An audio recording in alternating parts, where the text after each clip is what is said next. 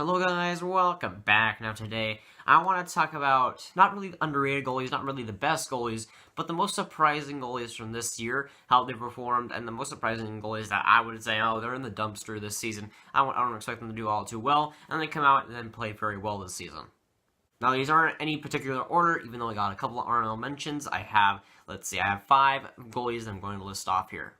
Now, we're going to start with Carter Hutton here on the St. Louis Blues. He has a .943 save percentage with a .174 goals against average. Now, after getting lit up against Minnesota, allowing 3 goals, and then Allen coming in and then him allowing 3 goals, he still has those great stats, which is very remarkable. He has 24 games played. He's played very well in almost all of those. And even getting lit up against Minnesota, he's still having those great stats. The team seems to play well around him a lot more than they would against with Allen in net, and he's facing a lot less shots, and the shots that they are facing, of course, are less quality shots, and Hutton, of course, is a good enough goaltender to save a lot of the low-quality shots, and he really isn't getting too much rubber on him, but I think that the stats are applicable of how good he is, but he isn't a .943 save percentage guy. He's more of a .920 guy. He's playing well this season, but I don't think that those stats are really what he's representing here. I think that he's a good goaltender, but I don't think he'll keep up this pace.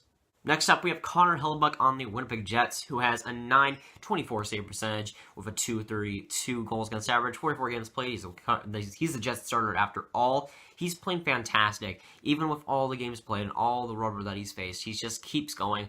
On the Winnipeg Jets, they want to start him almost every single game, and they do that. Steve Mason hasn't gotten that much, and of course, I think it was Hutchinson who was called up. He played well in the couple of games that he played, but really, Hellebuyck has gotten the whole job here. He hasn't gotten too much rest, really. The Jets have played a lot of games, and Connor Hellebuyck has really driven the Jets to a playoff spot, first in the Central Division. He is playing good enough to be in the All-Star game. He's playing good enough to play well in the All-Star game, too, and he's still a very great goaltender. We didn't expect that at all going into the season. I expected him to be a less version of Steve Mason. I thought Steve Mason was going to be better than him, but not by much. I thought both goaltenders were going to be pretty average. But Hellebuyck has really stepped up this game. He was really good in the offseason and just doing whatever he could to get better. And he got the chance in Winnipeg after Steve Mason just blew himself up in the first couple of games. Hellebuyck has really taken that chance and thrived in it in Winnipeg. Now going to the Colorado Avalanche, Jonathan Bernier, the team that I'm wearing right now. He has a .919 save percentage with a .262 goals against average and 27 games played. In this little stretch that he was on, I'd say a couple of weeks ago, he was just lighting it up, man. He was fantastic. He was stopping just basically everything. He had this run where the Avalanche were winning 10 straight, and they were just on a freaking roll. And then Bernier was one of the main contributors of that. He was fantastic in that role, in that main run for the Colorado Avalanche. Now they're kind of stepping off a little bit towards that. They're kind of just going on a win and a loss back and forth since then. But Bernier still played okay since then, and he's good enough to be on the surprising list because I didn't think he was going to be that great. Thought that him going to Colorado, it was going to give him a little bit of redemption, give him a little bit of contract to work for to another team. But Jonathan Bernier is deciding that he's going to thrive in Colorado, and he definitely has. He's playing fantastic there. And the defense in Colorado, it isn't bad, but it isn't fantastic either. And Bernier is facing a lot of shots, and he's stopping almost all of them. Next on this list, probably the most surprising guy on this list, you got Alex Stalock on the Minnesota Wild, who's played, or at a save percentage of .914 and a goals against average is .277. He's played 22 games played. Now, he was on a little bit of a run a week ago when Dubnyk was injured, and he was just kind of getting wins and getting good performances. Now, I saw a couple of games in that run, and one was against Dallas, which I was, of course, able to see. Another one, I don't think it was against Pittsburgh, but it was some other team like that.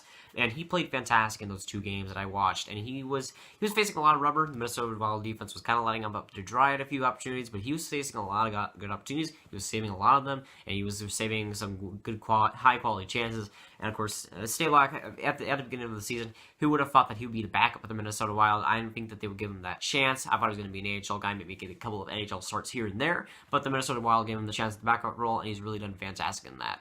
Next up, we have Anton Khudobin, who has a .925 save percentage and a .228 goals against average. 19 games played, so he hasn't played that many games in the last month. Tuukka Rask has really taken over that spot. Now, Tuukka Rask isn't on this list because he has played a lot of games, and of course, Tuukka Rask is an established, great goaltender. He's getting paid to be a fantastic starter, and that's why he's not on this list technically. But I'm going to have Khudobin on this list because he was a weird weird goaltender last season. He wasn't fantastic, but he wasn't bad at all. And it comes into the season and then starts lighting it up out of nowhere. He's been fantastic earlier in the season. Now, he hasn't gotten that many games played in the last month or two, but he still was playing fantastic this season. Only 19 games played, the lowest on this list, but he's playing fantastic for Boston. The Boston defense is great, but Goodenough was facing a lot of rubber and facing a lot of shots, and of course he was stopping a lot of them. Next, onto the honorable mentions, we have Aaron Dell at 919, 244 goals against average, and 23 games played. Now, I don't have Aaron Dell on the a list officially.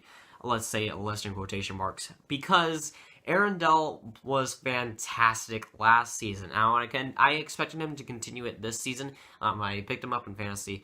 I said, hey, he's going to be fantastic this season. Now, he has been great this season. He was fantastic to start the season. Now, he has kind of gone a little bit of a slide here where he hasn't played fantastic. Of course, going down to 919 save percentage when he was up to like a 930 at points. He was doing fantastic. He's now down to a pretty good number, but not great.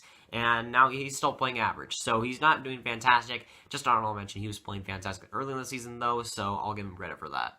And last goaltender I'm going to talk about on this list, another honorable mention, Ryan Miller at 915 save percentage, a 269 goals against average, and a 19 games played. Now, he's played fewer games, and he's tied for Goodenough for the lowest on the list. Now, that's because Gibson is really rolling with the starter spot, but Ryan Miller, I didn't expect to be all that great in Anaheim. I expect him to kind of regress since he is like 38, something like that.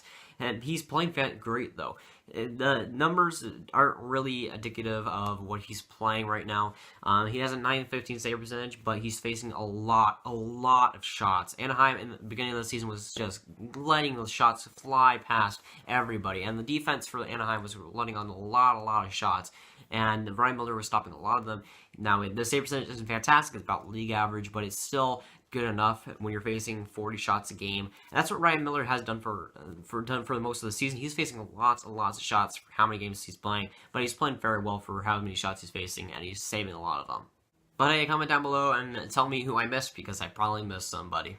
But that's going to be it, guys. Like and subscribe if you have not. Ring that bell if you haven't, and I'll see you guys later. Goodbye.